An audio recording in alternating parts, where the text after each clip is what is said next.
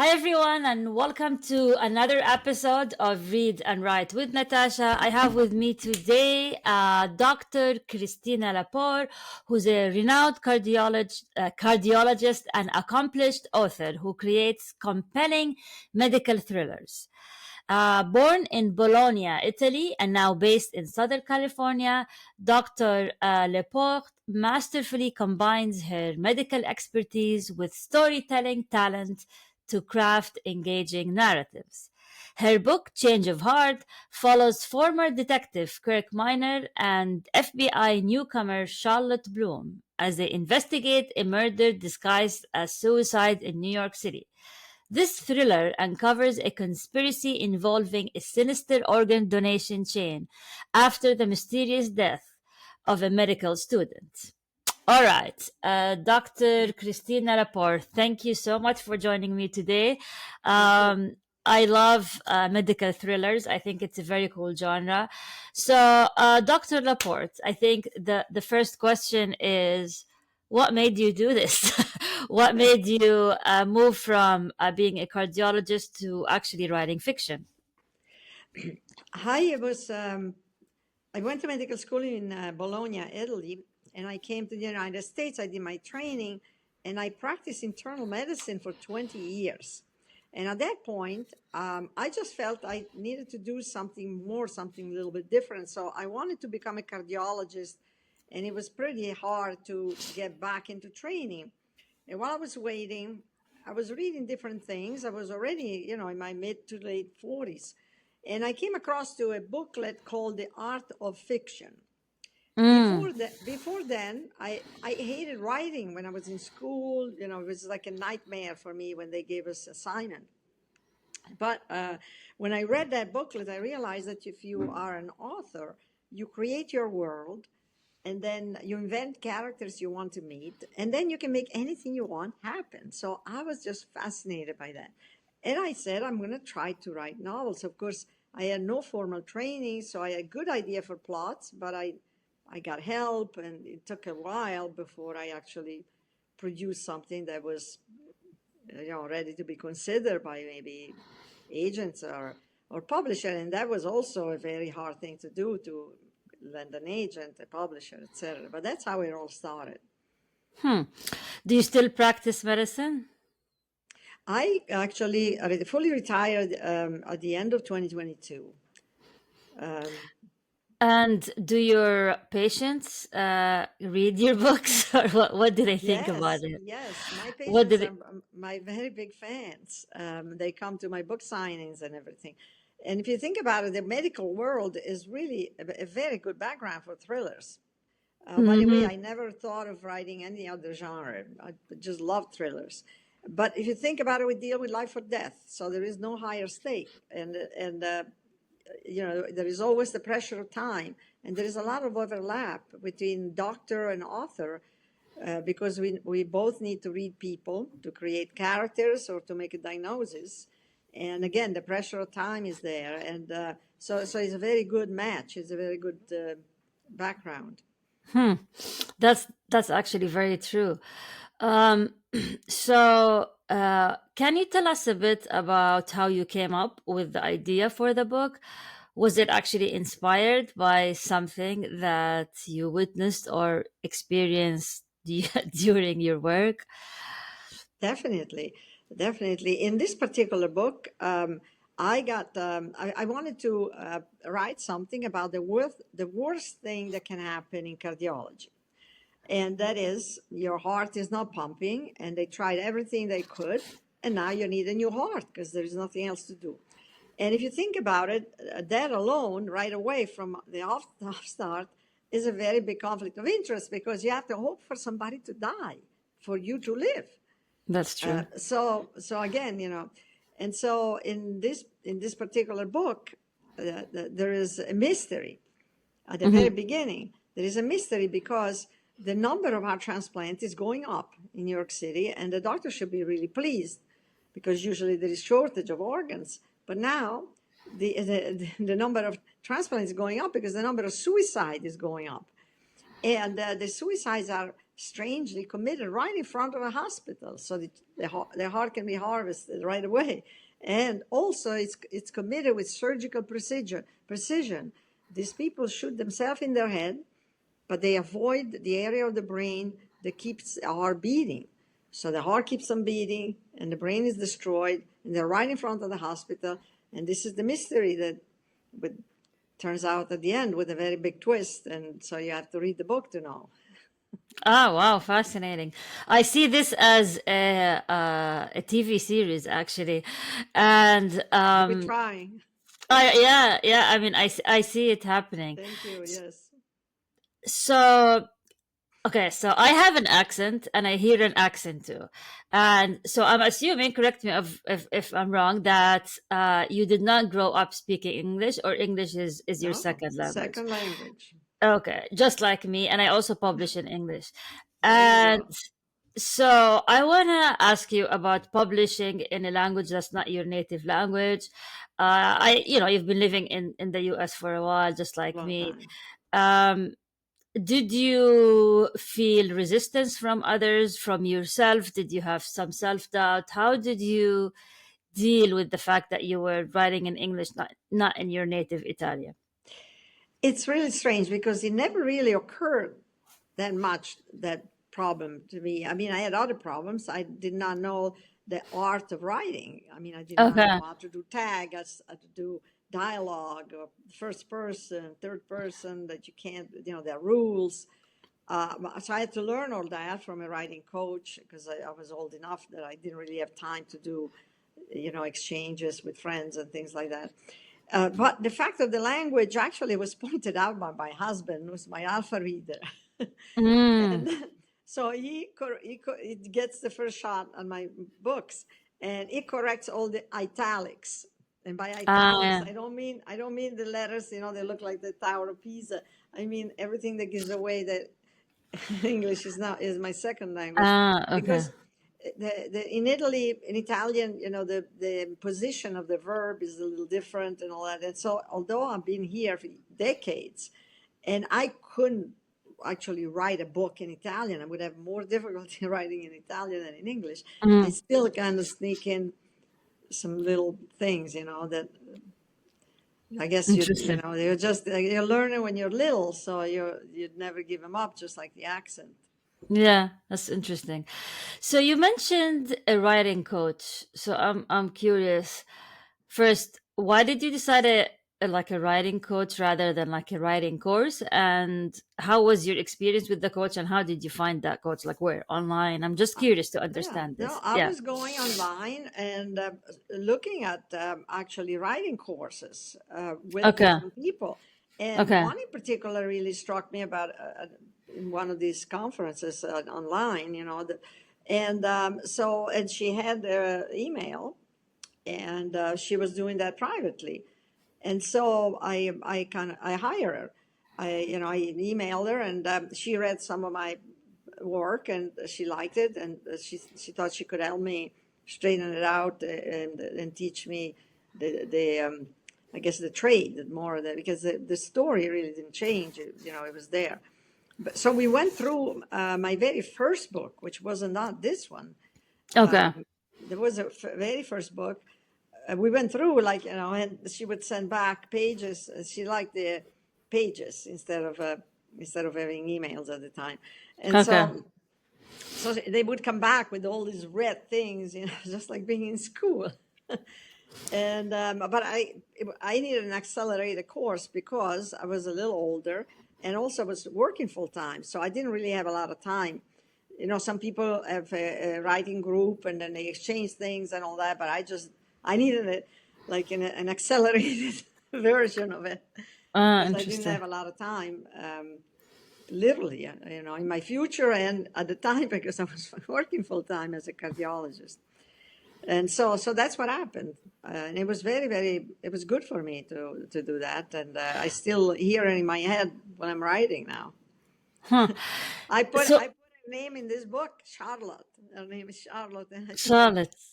All right. Yeah, yeah, of course. So Charlotte, okay. So what's the difference between a writing coach and an editor? Just for the listeners so that they can Yes, understand. an Okay. editor, you send an editor something that you think is already as polished as you can get.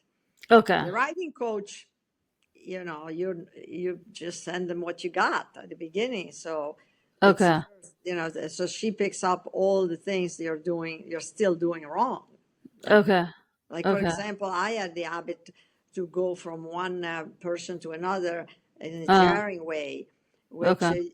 you can do that if you're a famous author, Yeah. but you can't do that if you're just starting and you're looking for an agent and you go from one person to another and you do like a universal, for example, per point of view.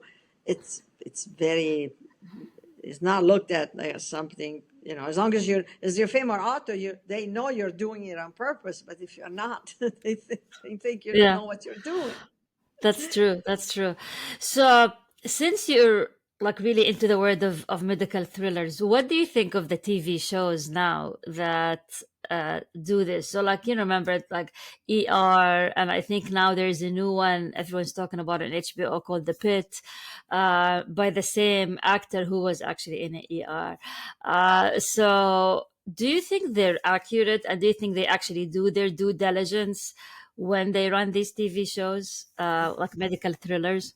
Some of the things are not accurate. I mean, they're probably, of course, they're going to have consultants. But for example, just to give you an example, when like people get a shot and immediately they pass out. I mean, it's like unless you have proper fall intravenously, and you're getting a procedure, that does not happen. Just to give you an Uh, example, you get a shot of I don't know, Valium or something. It's like 2 seconds, boom, the yeah, guy passes yeah, out. That's just an example. And of course, there are a lot of inaccuracy, like not even necessarily medical thing, but medical shows, but like, there are shows in the wilderness and people get these wounds and they don't get infected, for example. I mean, yeah. there are a lot of things that you have to accept in order to watch the movie.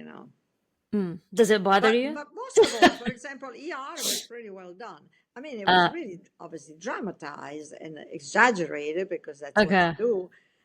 You have so little time that you have to really pick the essential, and the essential has to be expanded and blown up.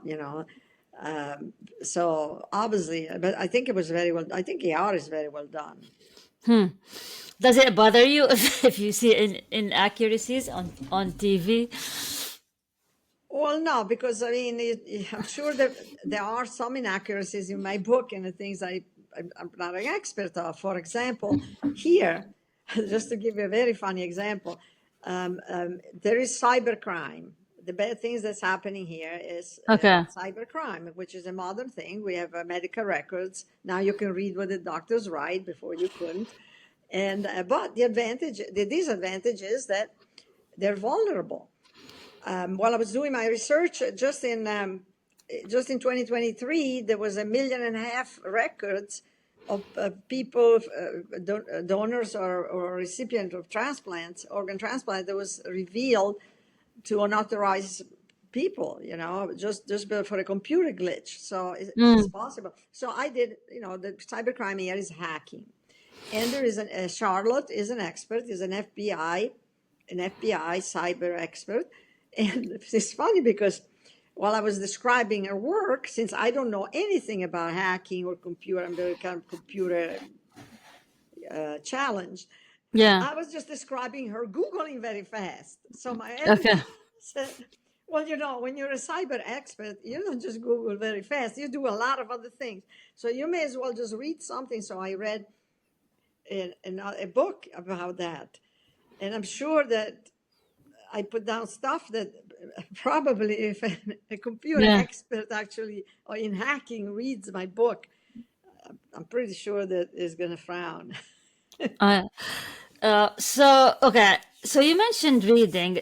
Who are other medical thriller writers that inspired you or that you look up to? Yes. Well, of course, Robin Cook, he invented the genre with Coma. Mm. Uh, Which the novel? Which novel? Coma. When Coleman. Okay. All right. Coma, Coma. There was a Okay. movie, I mean, it's 70s, right? I think. And it was about actually people who were killed to steal organs. That was also Mm. that. It was a completely different story than mine, but the background was that. And of course, I really love Tess Gerritsen, and she was kind enough to give me a blurb on the book. Oh, Is right on the cover, and oh, that's nice. I met her at the Thriller Fest, and she was just so nice. Sometimes a very famous author, they're very busy, and it's very hard to for them to even consider your book for a blurb. They don't have time, but she was just wonderful. She blurred my first book, and now she blurred my second book, and I put her right on the cover. And I'm very, very grateful because she's really a very good medical thrillers author. I mean, her books are really good with the Hmm. result and Isles, and now she has a new series, The Spy Coast. It's very funny because old fogies, but they're old spies. So you can imagine it's like so incongruous. You're just the clash is like kind of funny. Oh, wow. Okay. So I want to talk a bit about your publishing journey. So the traditional way of publishing, as everyone knows, is you find an agent and you find traditional publisher. And now there's a lot of authors who are doing either hybrid publishing or self-publishing. Which route did you choose and why? Well, I just went for the traditional because I had no idea how to do the self-publishing, and also because self-publishing, although it's very, very popular, does not reach many people Mm, unless you are like Andy Weir, the author of The Martian, who mm, put it on Facebook, and then basically his friends said, well, put it on Amazon. We want a book. And he wanted to put it on Amazon for free, and he couldn't, so he put it there for 99 cents. He thought everybody wanted to read this book, already read it, and he made $40 million oh, wow. with a basic. I mean, because it was very good, and then of course an agent called him up, and publisher called him up, and movie producer called him up. But unless you are him, you reach a couple of hundred people if you have a lot of friends and a lot of family.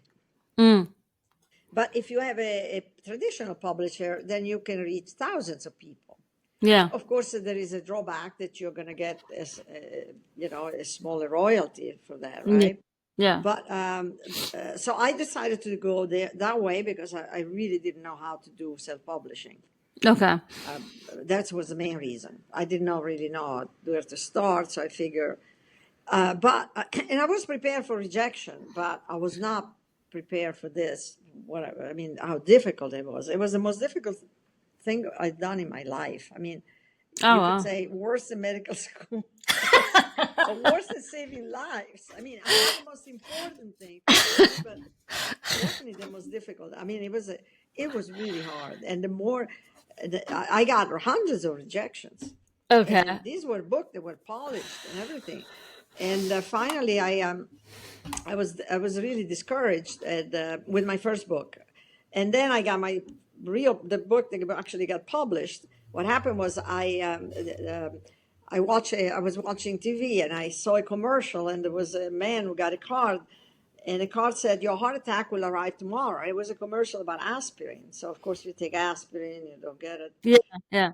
So I said, "That's my next book. That's the one which is gonna get published." And so it got published. The name is Dissection. It's my first book.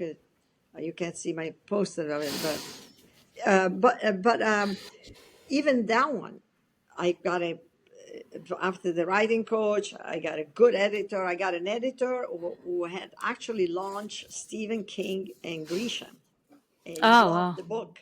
So I was confident. I mean, before I had doubts, right? But he liked it. He edited. It was beautiful.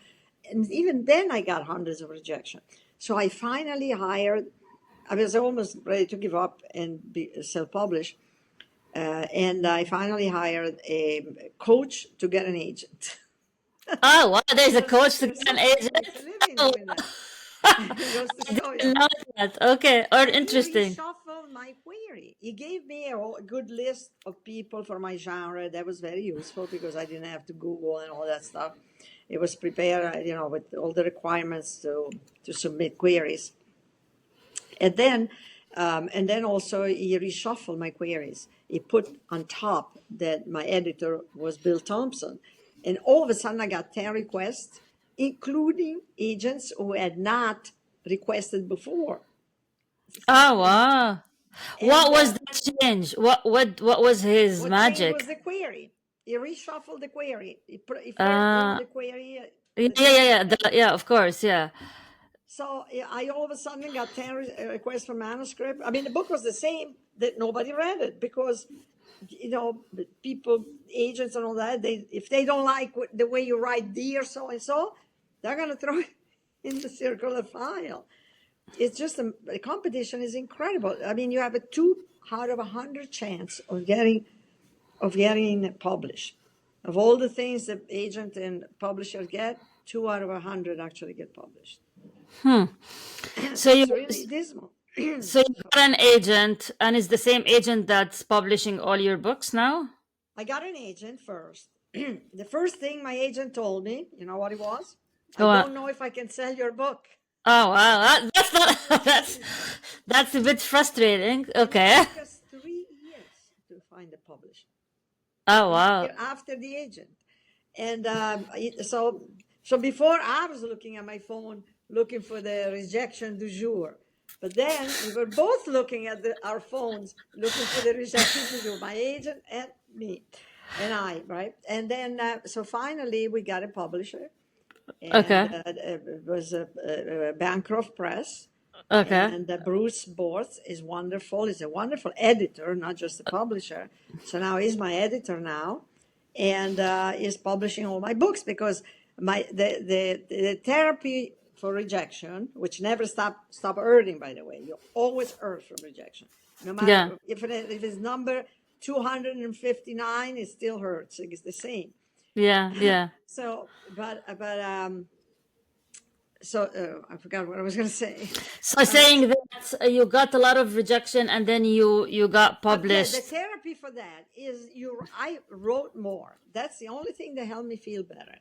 I wrote more. The hell with the first book. I wrote the second book that got published finally, and then but it got rejected a lot. In the meantime, I was writing this book and then another 2 books that are coming out. I have 4 books that I wrote while I was trying to get an agent. So it took me a long time, and it took a lot of rejection. And you just have to be persistent. It just depends how much you want it, how passionate you are about that. I Wow. really love writing. I go into my world and hours go by. I don't know how they went. I mean, I really enjoy doing it. It's hard, but I like that feeling that you can do anything you want. The creating feeling. I love this. So I love what you said that the therapy to rejection is to write more. I think, is it okay if I quote you? I'm gonna use that absolutely, in my it was social the only media. thing It's that made me feel better. To say, yeah. well, this hasn't been rejected yet. While I'm writing right now, this is new. I love this. So I'm curious now. You're retired and you're writing full time now. Yes, and now I'm really pushing the book out all the time. It's like because it never ends. There is always some other obstacle. Now the book I think is good, and a lot of people say it's good, but if people don't know that this book is around, nobody's going to read it. So So you how have to many do hours do you write a day? how many How many hours do you write a hours? day? Well, now I And have a lot what's more your time. In this particular moment, I'm not writing because I'm campaigning for the books right mm, now. But so I took a few months because it's like a full-time job. You're giving interviews, you're online, and it's all. I like that, but you can't do the other things because when I write, I really have to be immersed into the book. I yeah. can't just write something and then wait a week or 3 or 4 days. I have to every day. I have to write at least a few hours to keep Yeah. with it. Yeah. Otherwise, the mind is not thinking about it anymore. It's thinking about other things. It is distracting, and I end up writing fragmented things, which are not going to work because, you're not in it. You have to Yeah. you have to put yourself into the characters, into the story. You That's have true. to live it, That's true. live the story, and then because that's the only way you're going to concretize it. Because you can't just tell the story. You have to concretize it. You have an idea, and the idea has to be concretized. Can be told. That's the old saying, show don't tell. The idea has to be concretized into action by Yeah. characters. So the readers read that, and they can get into the character, just like the author went into the character. They're not three-dimensional if the author didn't go into the character, so the reader cannot get into the character. And That's true. then they arrive through reading, and they arrive to the original idea. They say, aha, this man is brave. Wow, that's what he did, or something like that. And then they can have their own opinion about the action, the character, because they are like alive, live people. Yeah. And different people can have different opinion. Yeah. But, Yeah. that's why it has to be concretized. Otherwise, it's extremely boring if one just tells a story, Yeah. That's good to fall asleep at night, but not to sit at the edge of the seat, Yeah. in a thriller. Yeah, yeah. So I want to talk about marketing, and which is I completely agree is marketing a book is a full-time endeavor.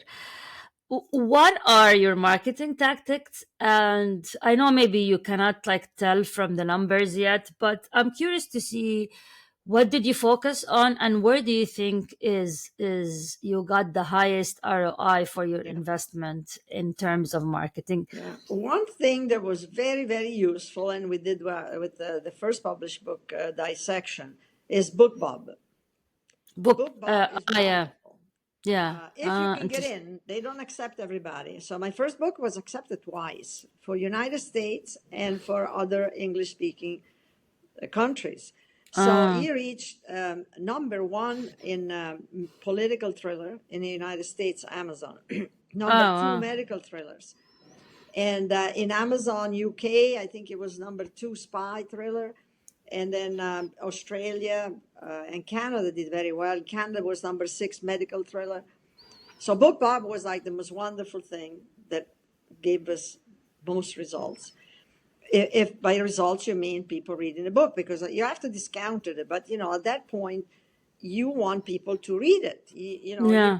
actually care how much money you get at that particular point. You just want as many people as you can to read it, so then they can tell hopefully their friends, and maybe Yeah. they will buy the Yeah. hard copy book or whatever, or they buy Yeah. Kindle at the full price. But the most important thing, what I want most is as many people read my book as I can. Other things I did, because I really didn't know anything about marketing, zero. Yeah. I hired a publicist for both Yeah. books, one for the first Yeah. book and one for this book. And of course, I did a lot of things like this, like interviews. And it's difficult to know what effect they have. It's hard because there may be a live interview and your numbers are not changing. But maybe, who knows, maybe people heard about you on the radio, and the next time they hear again, maybe next time they'll buy your book. Yeah, so it's hard to tell. It really is. How many people you're going to reach, how many people will buy the book after they see this interview, but at least I'm out there. At least I'm out there talking about my book. Maybe they won't buy my book now, but next time they see me somewhere on Facebook or hear about something, they say, "Oh, I saw that interview."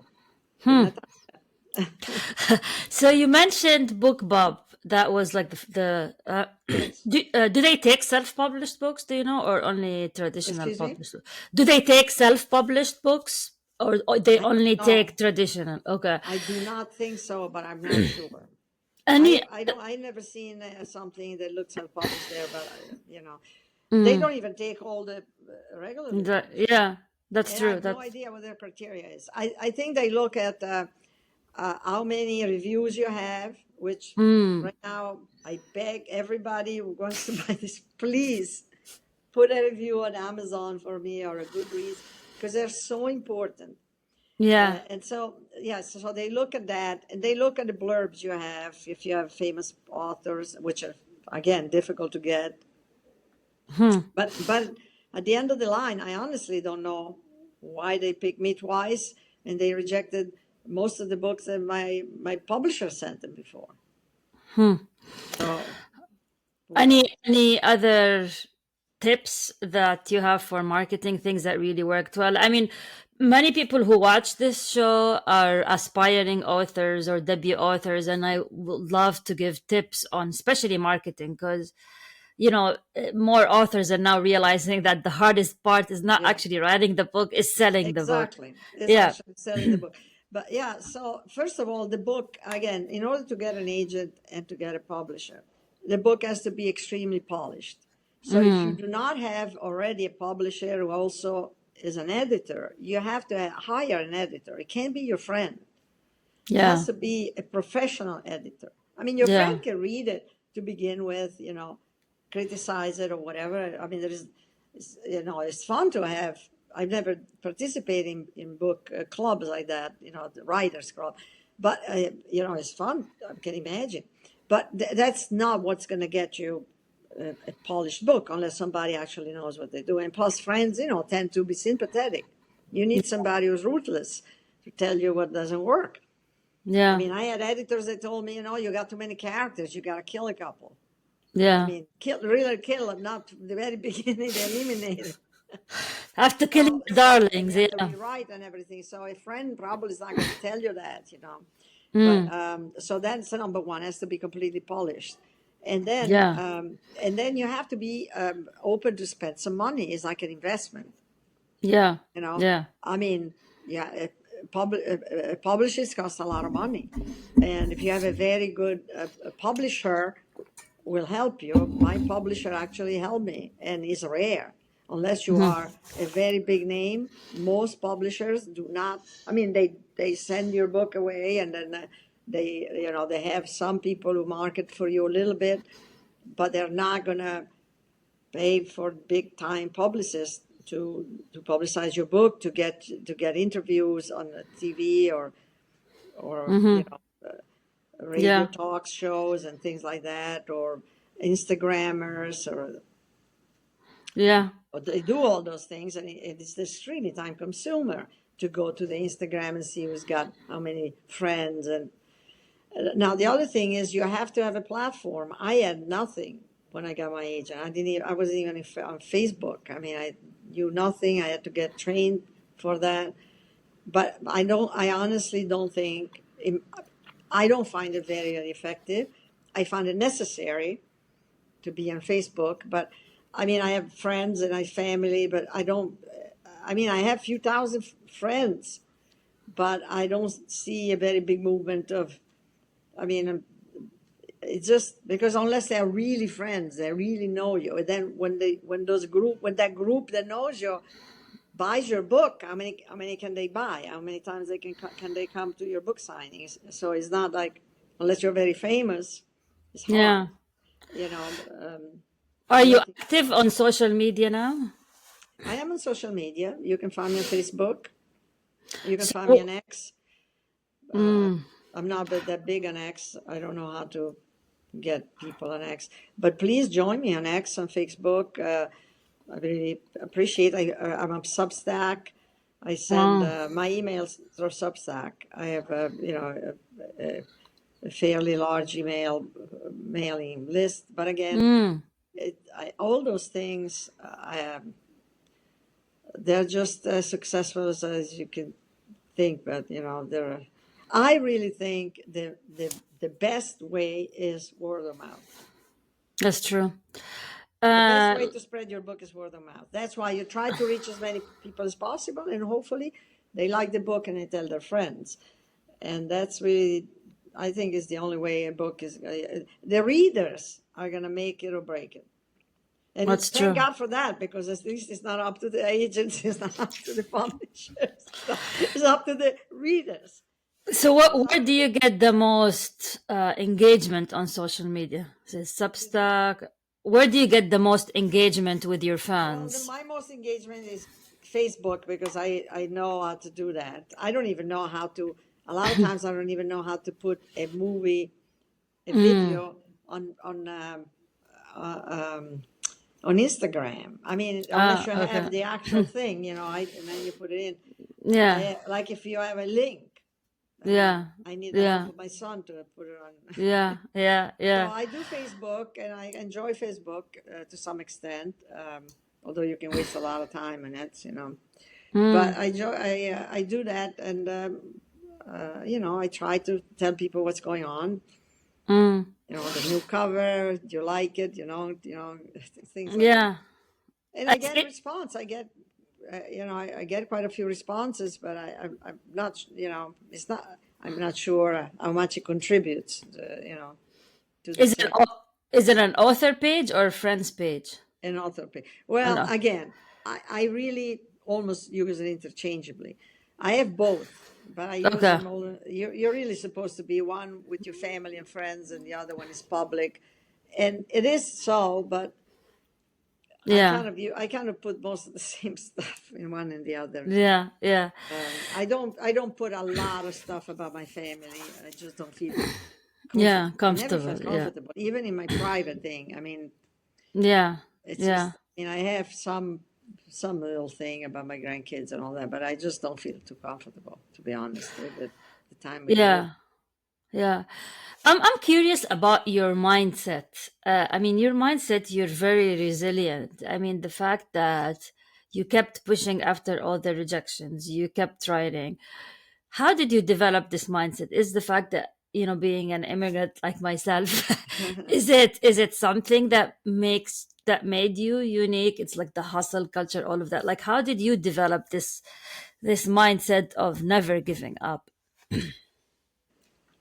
I honestly don't know if it's something, well, you're not born with it, obviously. It's something you develop very slowly from the very beginning. I think I was like that from the very beginning. I almost never gave up in my life. Almost everything I started, I tried to bring it to the limit that I could do. Mm, Now, there were mm, certain things that I found out were not totally possible. And so, I backed down, but not because I didn't try really hard until the very end. Just to give you an example, I mean, I started to do martial art when I was in my 30s, and I mm, stuck with it. It took me a long time, but I went to my black belt. I mean, I just not mm. loved it. Wow. I just wanted to do it. Uh, and then to get into cardiology, it took me 3 years. I mean, I was Mm, in my 40s. I had to mm, match a fellowship program of kids. I mean, these people were like in their 20s. mm. And I mean, the teachers in the program were younger. I had to Yeah. sleep at the VA hospital at night because I couldn't come back home because I was on call, and I live in Newport Beach. So when I Yeah. was on call, I had to sleep in a hospital, in an empty Yeah. hospital bed. Yeah. Yeah. And I had two kids at home. I mean, Was they hard. were nice enough to be supportive. My husband was supportive. So I guess most of the things I did, and I wanted, for example, I really always wanted to come to the United States since I was a kid. My father was enamored with the space program in the United States. Mm, My mother almost killed me because, mm, what she must have gone through, because at the time it was terrible. I mean, I left in Genova with the boat, and my parents on this on the shore, and there was no phone. I mean, there was a phone, but it was very expensive. Maybe a phone for Christmas or yeah. something. It wasn't Yeah. like Yeah. you do FaceTime now or whatever. WhatsApp. Yeah. It's Yeah. free, and you can call your family anytime in Italy. Talk to my sister, any moment. Have you So thought of writing a memoir? a memoir, no, not yet. It's a, I don't it's know a if good, I could. I don't know if I it's a would good be able to story. do that. But what I'm saying is, it's something that I guess I just felt like I always wanted to do the most I could with what I have. Then I always had it in me. And sometimes it was actually too much. Yeah. It was like never, everything was never enough. And, and maybe it was, you have to be careful with that. And I don't know if it was the way I was brought up, that, Yeah. we always were brought up, the school was very important, that you had to excel in school. I mean, my parents were very, very sweet and very nice parents. It's not like they were beating me up if I didn't score well, but there was some sense of that, of honor, that you have Do to to yeah. to do your best, whatever you do. And Yeah. everything I have, I had to fight for it. I had to get it. I mean, I was not. I mean, my parents were not rich by any means. I mean, Yeah. I remember my father ponying you know, putting in his camera, which he loved because we didn't have enough money. Yeah. It's just so I grew up, not poor, but we didn't have a TV or a car until I was a teenager. Yeah. Yeah. So what's the future hold for you? What are you gonna work next after Yeah, trying to well, sell this like book I and all said, that? I Yeah. have two more books coming. One in October is called Defrosted. It's about cryogenics. It's about a doctor Ah. getting defrosted in the future to solve the problem that he could solve. He didn't leave anything because he was upset when he died, and then and then he wakes up in a world where if you're not used to society, they let you die again. So he has to save the planet, otherwise he's going to die again. So that's next. And then there is my very famous first book that's coming in 2026, and it's called Dying to Remember. And it was revised, obviously, with everything I know now. And it's the prequel of Ah. Dissection and Change of Heart. Now, all my books can be read independently, but some of the characters are the same. In that sense, is a prequel, because he actually explains why the private investigator who was also in Change of Heart, Kirk Miner, why does he have medical knowledge? And it's a very strange thing. It's like having Sherlock Holmes and Dr. Watson in one brain. So That's it's a very fun. interesting character, and I couldn't give it up, so I kept him. And he actually had a terrible car accident, which was not really an accident, but that's the story of the first book. And his brain got smashed, and he was basically dead. And he got this experimental brain surgery. And when he wakes up, he thinks about another woman. He doesn't recognize his wife, but he knows some medicine all of a Yeah. sudden. So nobody Yeah. knows about that. You have to read that book when it's coming in 2026. And then I'm writing a few more. I don't write. I'm not writing right this minute, but I have one that's just ready to be edited, and I have another one with the first 100 pages, which I interrupted just to do to publicize these other books that are coming out.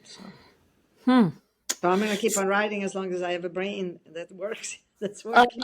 I love it. I mean, this has been very inspiring, Christina. And Okay. any final words you'd like to say to anyone who is listening or watching? Well, don't give up. If that's your passion, focus on the good thing. Focus on what you feel when you're writing. And if that's not enough, then maybe it's not worth it. Definitely it's not worth it to go to hell like this.